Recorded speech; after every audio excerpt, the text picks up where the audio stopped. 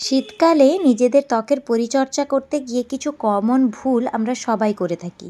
আজকে সেই বিষয়ে তোমাদের সাথে আলোচনা করব।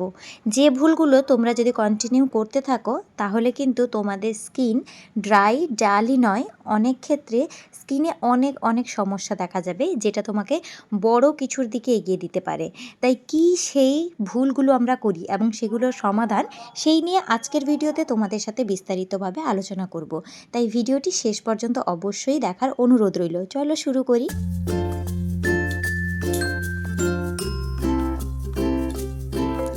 হ্যালো এভরিওয়ান, কেমন আছেন আপনারা সবাই? আশা করছি সবাই খুব ভালো আছেন। আমি নিবেদিতা আবারও একটি নতুন ভিডিওতে আপনাদের সকলকে স্বাগত জানাচ্ছি। শীতকালে ওয়েদার চেঞ্জের সাথে সাথেও কিন্তু আমাদের স্কিন কেয়ারের অনেক কিছু চেঞ্জ করতে হয়। জানি না এটা কতজন করে, তবে এটা করলে আপনাদের স্কিনেরই কিন্তু অনেক হেলদি হবে। শীতকালে আমরা বেশিরভাগ মানুষই সানস্ক্রিনটাকে অ্যাভয়েড করি। আমরা ভাবি শীতকালে সানস্ক্রিনটা কিন্তু ইউজ করার দরকার নেই, কিন্তু যেটা সত্যি সেটা হলো শীতকালে আমাদের সানস্ক্রিনের প্রয়োজন সবথেকে বেশি থাকে।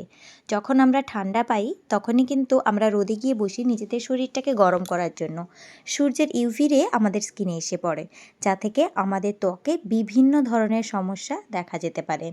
যেমন ধরুন মেলাজমা বা ফ্রিকলস, ছাই, যে যেটাই নামে চিনুন না কেন, বা মেছেদার দাগ, এগুলো কিন্তু দিনের পর দিন খুব গাঢ় হতে থাকে এবং একদম নাছোড় হয়ে যায়, যে স্কিন থেকে যায় না। তাই অতি অবশ্যই একটা ভালো কোয়ান্টিটির সানব্লক বা সানস্ক্রিন আপনারা অ্যাপ্লাই করবেন। পরের মিস্টেক্সটা হচ্ছে প্রচুর পরিমাণে ময়শ্চারাইজিং প্রোডাক্ট ইউজ করা। আমরা কেউ একটা ব্র্যান্ডে কখনোই স্টিক করে থাকি না। বিভিন্ন ভিডিওর উপর বিশ্বাস করে নিজেদের স্কিনের জন্য কোনটা পারফেক্ট সেটা বেছে না নিয়ে বিভিন্ন ধরনের প্রোডাক্ট বেছে নিই, আর রোজ রোজ নতুন নতুন প্রোডাক্ট ইউজ করি। একটা কথা মাথায় রাখবেন, ওষুধ যেমন একটা খেয়ে পরের দিন অন্য একটা খেলে কাজ দেয় না, ঠিক তেমনি ময়শ্চারাইজারকেও আপাতত 15 দিন ধরে তোমাদেরকে ইউজ করতে হয়। সেটা সিরাম হোক বা ময়শ্চারাইজার হয়। অতিরিক্ত পরিমাণে ময়শ্চারাইজার বা সিরাম অ্যাপ্লাইয়ের ফলে আমাদের পোর্সগুলো ক্লগ হয়ে যায়, আর যার থেকে সবথেকে বড় সমস্যা হয়ে দাঁড়ায় পিম্পল বা ব্রণ। টিনেজার্সদের ক্ষেত্রে তো এটা প্রায়শই দেখা যায়। তাই অবশ্যই নিজেদের স্কিন কেয়ার প্রোডাক্ট চুজ করার সময় খুব সতর্ক থাকবেন। ওভারলোডিং প্রোডাক্ট কিন্তু কখনোই আমরা বেছে নিব না। যেটা নিজেদের স্কিনের জন্য পারফেক্ট সেরকম কিছু প্রোডাক্ট আমাদেরকে বেছে নিতে হবে। পরের ভুলটা যেটা আমরা সবাই করি, নিজেদের হাত এবং পায়ের যত্ন আমরা কেউই নেই না। সারাক্ষণ শুধু মুখের যত্ন নিতেই আমরা ব্যস্ত থাকি।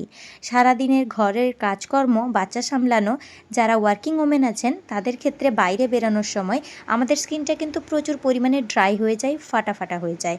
পা ফাটার কষ্টে তো কেউ রাত্রে ঠিক করে ঘুমাতে পারে না, হাঁটতে পারে না, নিজেদের পাকে লুকোতে থাকে।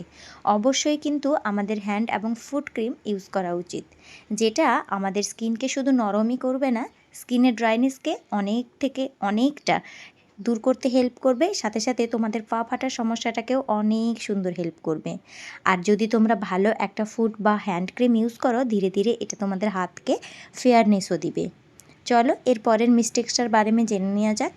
পরের মিস্টেকের জন্য আমরা সবাই যেটা করি, আমাদের স্কিন কেয়ার রুটিনটাকে কিন্তু কখনোই মেনটেন করি না। শীত এলে আমরা ম্যাক্সিমাম মানুষজন কিন্তু প্রচুর আলসে হয়ে যাই। কম্বলের ভিতর থেকে বেরোতে আমাদের ইচ্ছেই করে না, কিন্তু এই ইচ্ছেটাকে আমাদেরকে ধরে রাখতে হবে। দিনের বেলা এবং রাতের বেলা খুব নিয়ম করে আমাদেরকে স্কিন কেয়ার অতি অবশ্যই করতে হবে। খাওয়া দাওয়াটা যেমন আমাদের শরীরের জন্য জরুরি, সেরকম স্কিনের খাবারের জন্যও কিন্তু স্কিন কেয়ারটা খুব বেশি জরুরি। তাই নিজেদের সময় থেকে একটু সময় বের করে নিয়ে অবশ্যই একটা হেলদি স্কিন কেয়ার রুটিন আপনারা ফলো করবেন। হেলদি স্কিন কেয়ার রুটিন না করলে দিনের পর দিন আপনাদের স্কিন ডাল, ড্রাই এবং ড্যামেজ হতে যাবে, যেটা তো আপনাদের স্কিনকে অনেক বেশি ওল্ড এজ বানিয়ে দিবে।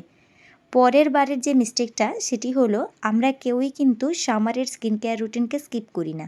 আমরা সামারে এবং উইন্টারে একই রকমেরই ফেস ওয়াশ ইউজ করতে থাকি, একই রকমেরই ময়শ্চারাইজার ইউজ করতে থাকি। কিন্তু আপনারা কি জানেন সামার এবং উইন্টার স্কিন কেয়ার রুটিন একদম আলাদা আলাদা হওয়া উচিত? সামারে যে প্রোডাক্টগুলো আমরা ইউজ করি সেগুলো ম্যাক্সিমাম থাকে অয়েল ফ্রি, কারণ সামারে আমাদের স্কিনটা অনেক বেশি চিটচিটে বা তেলতেলে হয়ে যায়। সেই তেলতেলে ভাবকে দূর করার জন্য আমরা অয়েল ফ্রি প্রোডাক্ট ব্যবহার করে থাকি। কিন্তু উইন্টারে আমাদের স্কিনে চাই অয়েল, তাই উইন্টারে এমন সমস্ত প্রোডাক্ট আমরা চুজ করব যেগুলোর মধ্যে অয়েল ভাব থাকবে এবং লাইট ওয়েট হবে। সাথে সাথে আপনারা কিন্তু যেগুলো আমি স্ক্রিনে দেখাচ্ছি সেগুলো অবশ্যই ইউজ করতে পারেন, বা এছাড়াও যদি কোনো সিরাম নিতে চান একটু শিওর করবেন যেন সিরামে হাইলুরনিক অ্যাসিড থাকে। এটি আমাদের স্কিনকে অনেক বেশি পর্যন্ত হাইড্রেটেড রাখে এবং স্কিনের ট্যানিংনেসটাকেও কমাতে অনেক অনেক হেল্পফুল করে। শীতকালে আমরা শুধুমাত্র মুখের যত্ন, হাত পায়ের যত্ন নিব তা নয়, আমাদের বডির যত্নও খুব সুন্দরভাবে নিতে হবে। সুন্দর একটা ত্বক আমরা সবাই চাই। তার জন্য আমরা অনেকেই বাইরের সুগন্ধিযুক্ত সাবানগুলোকে ব্যবহার করে নিই নিজেদের ত্বক পরিষ্কার করার জন্য। শীতকালে এই সমস্ত সাবানগুলো আপনাদের স্কিনকে অনেক বেশি ড্রাই করে দিতে পারে। এরকম ছোট ছোট অ্যালার্জি বা র্যাশেরও পরিণত হতে পারে। তাই অবশ্যই শীতকালে একটা মাইল্ড বডি ওয়াশ ইউজ করবেন, যেটা আপনার স্কিনকে নারিশিং করবে। এটা কিন্তু খুবই ভালো, তো আপনারা যে কোনো ব্র্যান্ড নিতে পারেন। শীতকালে আমরা সবাই অনেক পরিমাণে ফ্রেগনেন্স ইউজ করি বা পারফিউম ইউজ করি। যারা রেগুলার স্নান করতে অভ্যস্ত নয় ঠান্ডার জন্য, তারা কী করে সারাক্ষণ পারফিউম বা বডি স্প্রে ইউজ করে। এই সমস্ত বডি স্প্রেগুলো আমাদের স্কিনের জন্য অনেক বেশি হার্শ হয়। নিজেদের স্কিন থেকে যদি একটা সুন্দর গন্ধ পেতে চান তাহলে অবশ্যই ফ্রেগনেন্স ইউজ করুন, তবে সেটা পারফিউম, বডি স্প্রে কখনোই নয়। বডি স্প্রে আমাদের স্কিনে গিয়ে ইচিংনেসটাকে আরও বেশি বাড়িয়ে দেয় এবং এটা আমাদের স্কিনকে আরও বেশি পরিমাণে ড্রাই করে দেয়, কারণ বেশিরভাগ বডি স্প্রের মধ্যেই অ্যালকোহল থাকে। তাই এমন কোনো পারফিউম নিজেদের জন্য চয়েস করে নেবেন যেগুলো অ্যালকোহল ফ্রি হবে এবং আপনাকে সারাদিন একটা সুন্দর সুগন্ধতে দিয়ে রাখবে।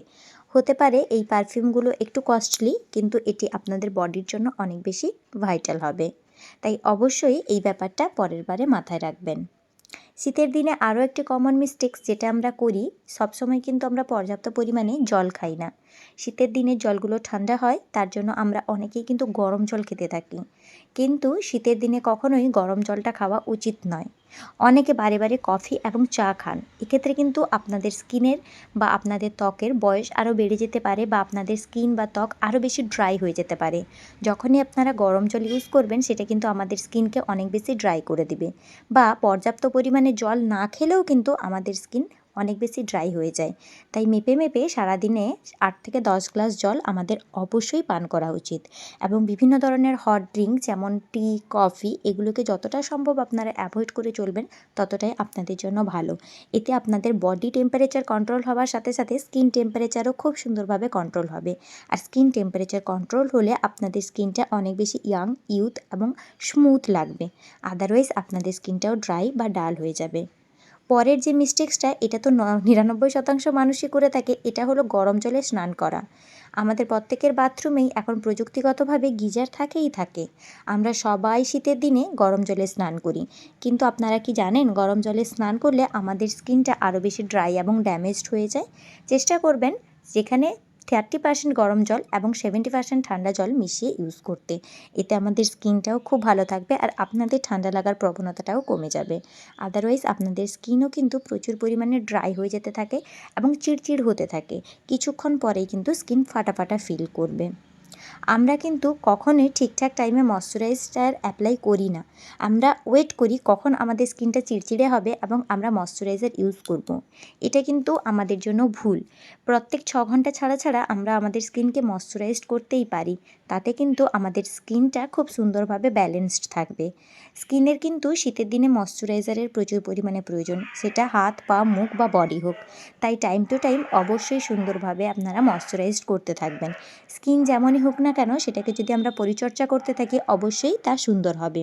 আচ্ছা, আপনাদের মধ্যে কে কে এই মিস্টেকগুলো করেছেন অবশ্যই কিন্তু কমেন্ট সেকশনে আমাকে জানাবেন। আমি জানি একটা মিস্টেক হলেও তো আপনি করেছেন। যাই হোক, আজ থেকে আর এই মিস্টেকগুলো করবেন না। যদি আপনাদের জন্য ভিডিওটি হেল্পফুল হয় তাহলে লাইক, কমেন্ট, শেয়ার করবেন এবং চ্যানেলটিকে সাবস্ক্রাইব করে পাশে থাকবেন। দেখা হবে নতুন একটি ভিডিওতে। ভালো থাকবেন। টাটা।